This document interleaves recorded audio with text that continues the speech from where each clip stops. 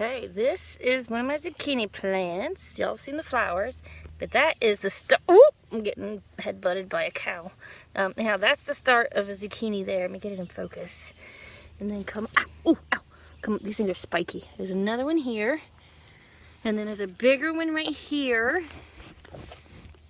And I'll have to watch it because once they finally take off, they take off fast.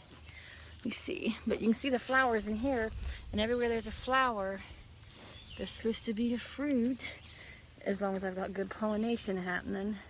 These plants are gigantic, I mean, huge. Here's another one. It's getting the lines in it now where it's getting even bigger. So finally, getting some zucchini.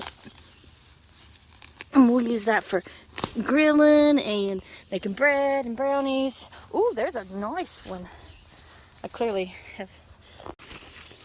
And then there's this one here that is really zucchini looking. So finally, I mean, I have been impatiently waiting. Didn't check it for 2 days and I got zucchinis everywhere.